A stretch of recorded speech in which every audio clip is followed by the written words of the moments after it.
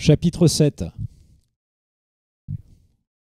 Le père Florida n'ignorait pas cet épicurisme hautain qui fait que, toujours, les esprits les plus épurés de la religion chrétienne, comme des autres religions, ont élu les beaux lieux du monde pour y abriter leur mépris et leur détachement. Donc, en dehors de la petite terrasse bien exiguë qui doublait de sa touffe de fleurs sa cellule du séminaire de la Passe, il jouissait dans la montagne d'un ermitage, qui était encore fort petit, mais qui, perché sur un promontoire, dominait la cascade de vallées au milieu desquelles est suspendue la Passe. L'essentiel de cet ermitage, c'était encore une terrasse d'où l'on dominait un immense pays, toute la Bolivie, semblait-il. Et ce reposoir était encore plus chargé de fleurs que celui de la Passe. Là, le père pouvait se livrer en toute violence à sa passion pour les fleurs.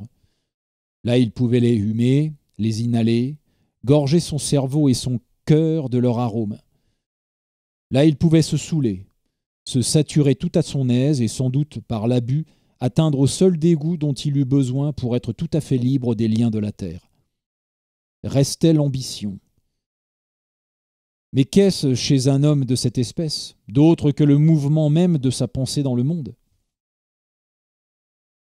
Par une de ces subites délicatesses d'intention qui maintenant ne me surprenaient plus comme dans les premiers temps, c'est sur cette terrasse non pareille que Jaime nous réunit, quelques jours après le supplice du marchand de cierges. C'était une fin d'après-midi au crépuscule. Nous étions tous assis autour d'une table, comme pour la conversation la plus libérale. Cependant, Jaime était placé de façon à pouvoir considérer les visages du père Florida et du docteur Belmes. Mais il devait faire effort pour surveiller, s'il le voulait, le profil de Camilla, tandis que moi, je plongeais directement dans la face de mon ancien ami. C'était aussi moi qui possédais le mieux le grand pays de Bolivie à nos pieds. Nous étions seuls. Les gardes étaient postés avec discrétion en arrière des massifs de magnolias, de rosiers. Inutile de dire qu'aucun des interlocuteurs n'était venu librement et que la nécessité d'État les avait tous amenés là. Je n'avais pas ma guitare, et c'était une erreur, qui dépare dans mon souvenir cette scène du caractère profondément enchanteur que lui donnait Jaime Torrijos, qui pour la première fois semblait prendre conscience du style de sa vie et de son pouvoir. La musique devrait accompagner de telles rencontres, qui sont à la fois culminement et résolution de la lutte. Si j'avais eu ma guitare, j'aurais rappelé de moment en moment les principaux chants qui avaient lancé et soutenu toute notre action et qui la soutiendraient encore par la suite. Car il y avait dans l'avenir de plus grandes actions que celles qui dans le passé n'avaient formé qu'un prélude. La table était nue, aucun papier ne l'attachait.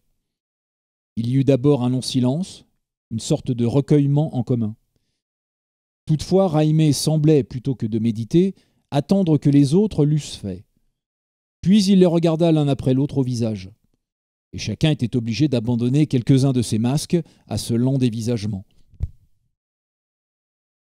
À cause de la fraîcheur du haut lieu et de la paralysie de ses sentiments, Camilla était enveloppée dans un manteau indien que je lui avais donné pendant le voyage, car c'était moi qui l'avais accompagnée jusqu'à l'ermitage. Je n'avais pas fait exprès de choisir ce manteau. Je n'avais trouvé rien d'autre. Mais sa bariolure prenait une signification ambiguë auprès des costumes sombres de Belmes et de Florida. Jaime ouvrit brusquement le débat. « Voilà ce qui s'est passé entre nous », annonça-t-il d'une voix posée, calme, implacable. Le docteur Belmes et le père Florida ont contribué à mon arrivée au pouvoir.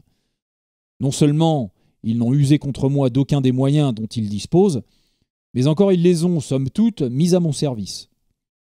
L'Église et la maçonnerie ont laissé ceux de leurs fidèles qui l'ont voulu prendre parti pour moi.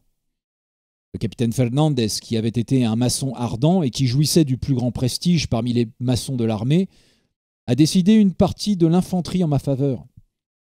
Le père Florida, qui était le conseiller secret de Don Benito, a laissé celui-ci agir selon son caractère, tout à fait comme s'il voulait être vaincu, sans pourtant se priver de l'honneur du combat. Encore plus que se démettre, Don Benito voulait mourir. Cette attitude a été si étrange qu'on pourrait croire qu'elle a été dictée. On pourrait imaginer que Don Benito, ayant considéré la position prise par le père Florida, qui était son indispensable appui, y a vu un verdict et dès lors a joué battu. Mais je ne le crois pas. Don Benito était un homme remarquable, profondément indépendant, qui pouvait trouver dans son détachement de tout la possibilité de toutes les audaces. S'il l'avait voulu, il se serait passé du père Florida. Et surtout, s'il l'avait voulu, il m'aurait fait tuer dès le premier jour. Dès le jour où il vint passer en revue le régiment d'Agreda. Décidant de ne pas me tuer, il avait décidé que je le tuerais. C'est ce que j'ai compris après coup. Ce passage de la pensée et de la parole de Jaime ne parut pas être ressenti par ses auditeurs comme scabreux. Camilla n'en était plus à crier « À l'assassin !» Et le père Florida, comme le docteur Belmez, avait sur les mains tout le sang de la révolte indienne. « Pourquoi, continua Jaime, Florida et Belmez m'avaient-ils favorisé ?» Alors que nous attendions qu'il entrât dans une explication et que nous restions suspendus à son soudain silence, il passa. Peu de temps après mon arrivée au pouvoir, Florida et Belmez ont commencé de comploter contre moi. D'abord séparément, Florida a toujours été l'homme de liaison entre l'Église et les grands. Lui qui leur avait d'abord donné des apaisements à mon sujet a encouragé presque aussitôt leur méfiance. Mais ma politique était prudente. Je ne permettais aucun excès, aucune exaction à mes partisans du populaire. Les mesures que je prenais en faveur du populaire n'entamaient pas les privilèges des grands. Pour que la méfiance des grands s'attachât à un objet et devint rancune et haine, le père Florida a dû chercher une occasion.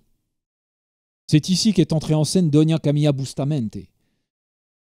Jaime posa sur elle un regard sans acuité, un regard de possession, qui nous déconcerta tous quelque peu, elle y comprise.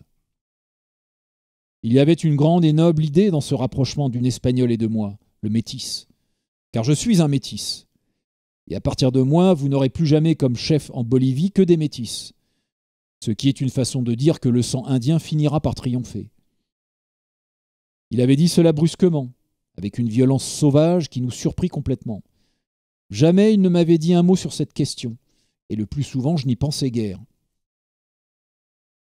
Les yeux de Camilla se dilatèrent. Les grands cercles blancs s'étendaient autour des prunelles noires où se resserrait la vision d'un homme convoité et perdu.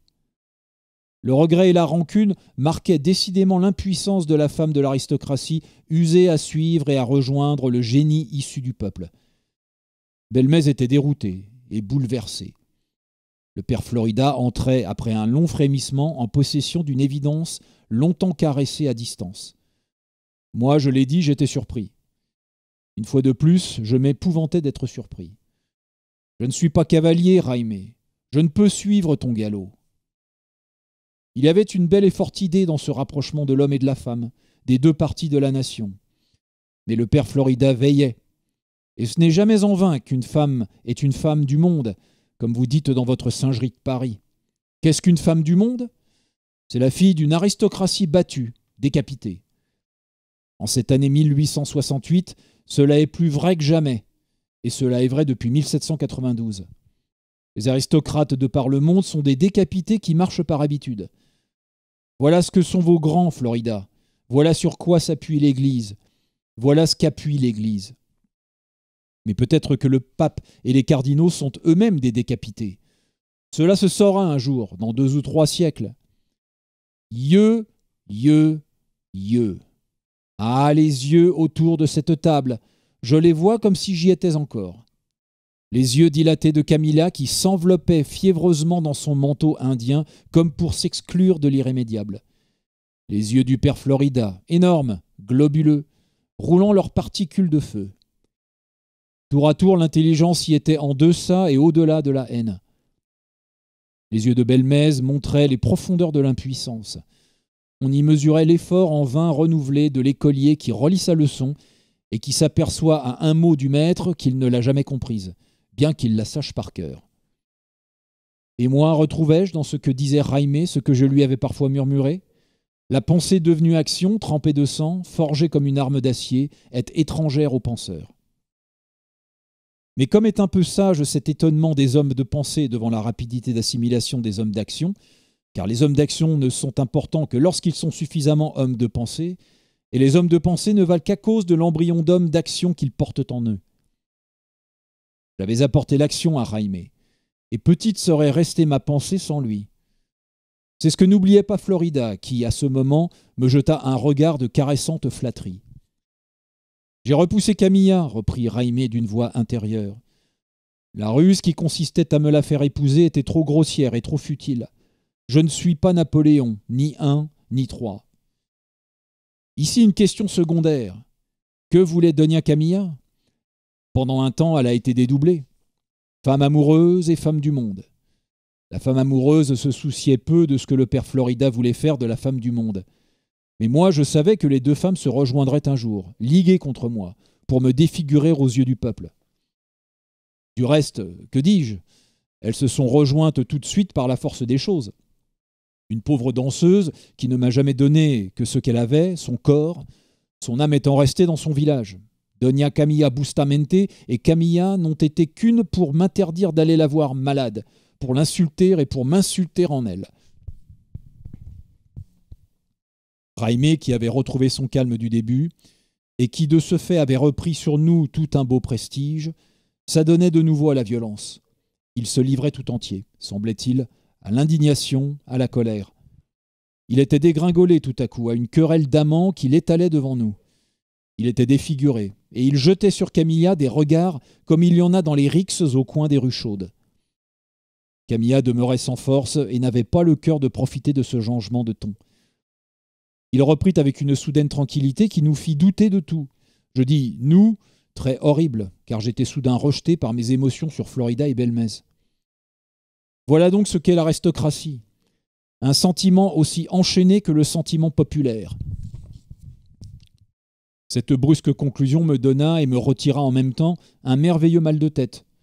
Il était grand, notre Jaime. Florida, riche de tous ses démons, le constatait d'un regard ouvertement lubrique. Ce regard s'éteignit lentement sous celui de Jaime. Florida a réussi l'incident qui s'est produit un certain soir au palais. Il a réussi un incident. Les malins ont décrété que j'avais été bien maladroit ce soir-là. Ces malins sont des imbéciles et des faibles qui interprètent les manifestations de la force et de la passion selon la seule vision possible de leur faiblesse. Je ne suis pas maladroit, je suis fort. Je ne suis pas fort, je suis passionné. Il y a en moi une passion que vous ne tuerez qu'en me tuant, et vous ne m'avez pas encore tué. Je compte avancer encore dans la vie à grands coups de maladresse. Croyez-vous que les premiers chrétiens étaient adroits, Florida ? Croyez-vous que les puritains et les jacobins, vos ancêtres, Belmez, étaient adroits ? Ceci, c'était moi qui le criais. Ma pensée qui avait engendré celle de Jaime s'emballait sur celle-ci à son tour.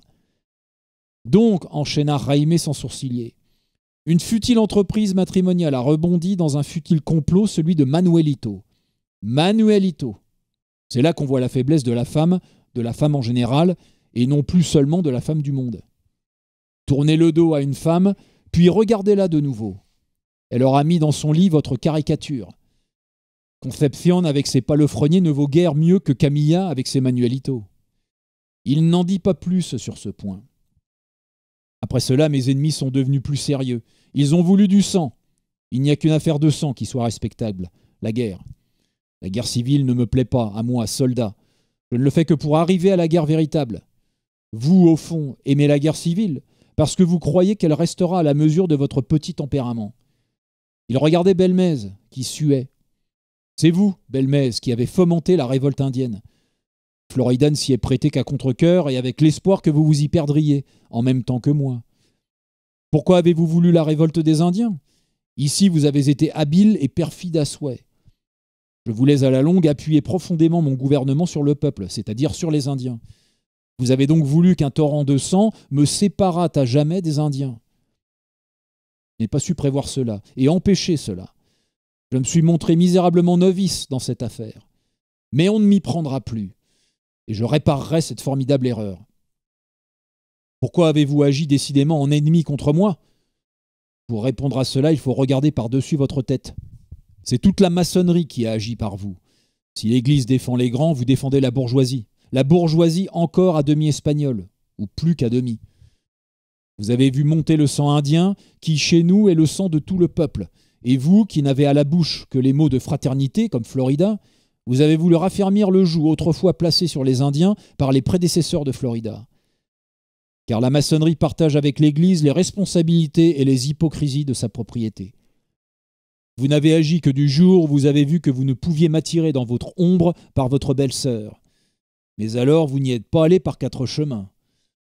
Pourtant vous avez fait une faute capitale. Vous avez mis Florida dans votre confidence. Or l'Église et la maçonnerie sont souvent des alliés, étant irrémédiablement mêlés dans leurs origines. Mais ce sont des alliés intermittentes. Florida n'a pas pu résister à la tentation de vous prendre en flagrant délit d'erreur et d'abus. Il vous a trahi auprès de moi. D'ailleurs, votre femme, votre autre belle-sœur, vous ont aussi trahi. Elles aussi ont trahi parce qu'elles étaient femmes et parce qu'elles ont pressenti le danger pour leur famille.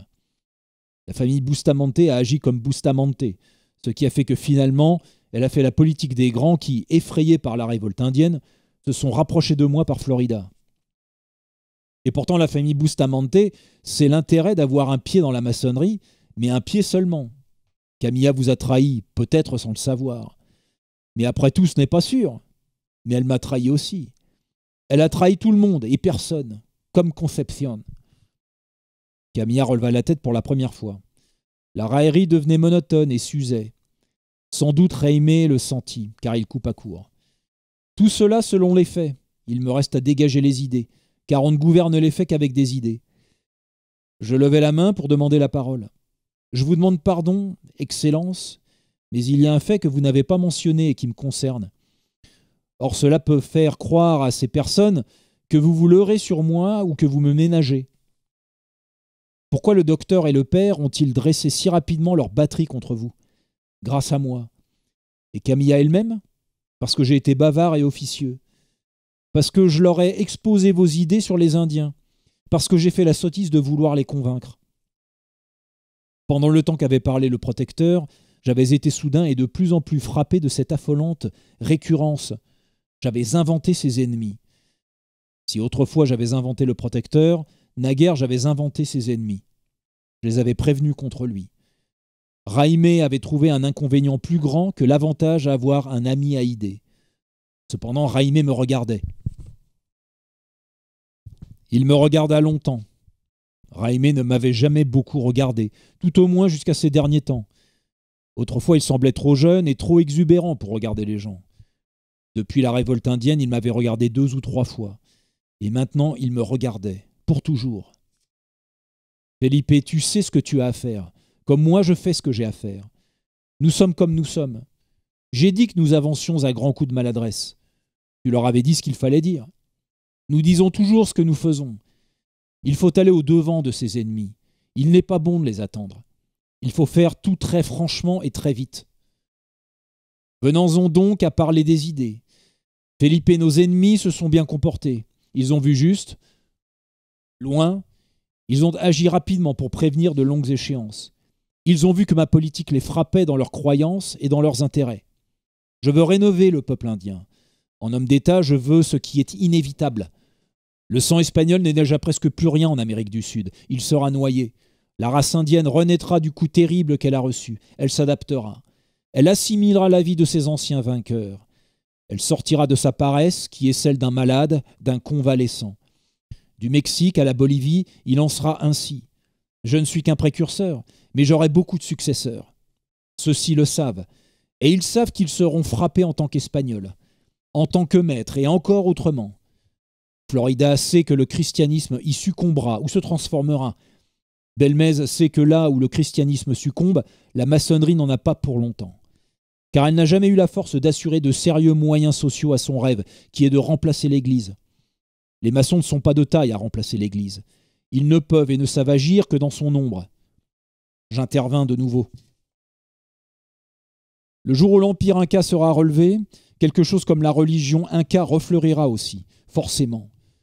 Cela va certes dans le droit sens du rêve maçonnique, qui est, semble-t-il, de saluer l'esprit religieux dans toutes les religions, de délivrer les autres religions de la prédominance exclusive et usurpée du christianisme, de recharger le christianisme de tout ce qui l'a précédé, préparé, causé, de tout ce sans quoi il ne serait pas, de tout ce qui, oublié, à la longue fait qu'il n'est plus. Mais vous, Belmez, et ceux qui vous mènent, vous n'avez pas su comprendre cela dans notre pensée. Jaime reprit. Donc Florida et Belmez se sont sentis dépassés. Et ils ont voulu me perdre par ce qui devait les perdre, par les Indiens. Aujourd'hui, la révolte est brisée, le mal affreux qui en a coulé sera étanché. Mais cela, je ne vous le pardonnerai jamais. Jaime brusquement tonnait. Tout à coup, regardant Belmez et Florida, il montrait sa haine. Ce n'était pas un monsieur froid qui se donne des gants. Ce n'était pas un dandy qui s'équilibre entre l'hypocrisie et le cynisme. Ce n'était ni un gentleman, ni un caballero. C'était un homme aussi passionné que réfléchi et qui n'avait pas honte de la passion. Il haïssait ses ennemis. Il ne leur cachait pas. Il ne se le cachait pas. Vous avez été perfides et lâches. Votre alliance était monstrueuse. La perfidie a été entre vous comme contre moi. Et vous avez échoué dès l'origine, car vous avez eu tout de suite peur de ce que vous aviez fait. Et vous auriez voulu le défaire, et vous avez souhaité que je le défasse. Vous avez agi comme des femmes en folie. Mais Camilla avait une excuse, c'est qu'elle n'y comprenait rien. Tandis que vous, hommes, vous auriez dû comprendre. J'ai renoncé à peindre le jeu des physionomies adverses au cours de ce long monologue. Un des accusés n'était pas un homme ordinaire, Florida. Sa face demeurait impénétrable, et dans son regard palpitait un feu toujours égal. Feu d'enfer, mais l'enfer renferme plus de la moitié du ciel. Quant à Belmez, il avait peur. Et à la longue, la peur, repassant par les mêmes contorsions, lui faisait un visage monotone, comme à Florida. Camilla avait de nouveau renoncé à se montrer et s'était enfouie sous le manteau des Indiens. Les marques de mépris que lui prodiguait Jaime ne la faisaient pas tressaillir, peut-être parce que, quand elles étaient dites, la voix de Jaime devenait douce et plaisante. En ce moment, Jaime s'attaquait trop directement aux accusés pour ne pas provoquer des réactions. Florida dit « Me donnez-vous le droit de parler ?»« Je ne sais pas, » dit Jaime, avec une détente soudaine, aussi extrême que la colère du moment d'avant. Il se renversa dans son fauteuil et regarda le ciel. Le ciel. Nous ne l'avions guère regardé tout ce temps. Mais les hommes ont bien le droit d'oublier la nature alors qu'ils sont la nature même. Je voulus donner une signification au regard de Jaime. Ceci n'est pas un procès, n'est pas un jugement, ni accusé, ni accusateur. Nous sommes des adversaires. Il a simplement la chance d'imposer un de ces contacts qui sont si rares dans l'histoire des hommes. Contacts amusants, mais qui ne donnent rien. Rien. Les entretiens de Napoléon avec le pape, avec Metternich, n'ont rien donné. Chacun de nous est trop plein de son sujet. Il sait tout ce que vous pourrez dire. Vous saviez aussi ce qu'il pouvait dire, du moins de façon extérieure. Ce qu'il y a de neuf dans sa pensée vous échappe, sans quoi vous seriez des amis et non des ennemis. Mais du reste, en un sens, vous êtes ses amis. Nos ennemis intimes sont près de notre cœur. Enfin, après cette campagne indienne qui m'a valu tant de sueur et tant de larmes, mes cavaliers d'Agreda sont des Indiens, bourreaux de leurs frères. Ah, salauds que vous êtes! J'avais besoin d'une détente. Parlez, Florida, mais soyez plus bref que moi. Je sais le respect que je dois au pouvoir, commença Florida. Maintenant, votre pouvoir a été éprouvé, il existe. Sans doute durera-t-il longtemps. Sans doute ne serez-vous pas assassiné, même si vous nous faites exécuter. Ce sont les maçons qui ont déclenché la révolte, et non point l'Église qui ne commence jamais rien. Si je n'ai pas empêché le docteur, si je l'ai même un peu aidé, c'est que, Excellence, vous êtes plus de son bord que d'une autre. Vous êtes maçon vous-même, sans quoi vous n'auriez pas pu accéder au pouvoir. Il était bon que vous connaissiez vos frères. Nous étions curieux de marquer ce trait. Pour ce qui est du fond du problème, nous en reparlerons. C'est-à-dire que nos successeurs, à vous et à moi, en reparleront. Vous êtes jeune, vous avez pensé prématurément. Or, cela était déjà trop.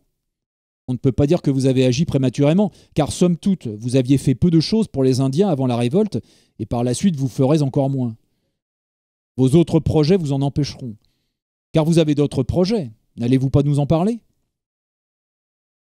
Florida était fort content de pouvoir parler. Il prenait son temps, il prenait ses aises, il comptait porter ses coups. Ne venait-il pas de frapper un ou deux coups ?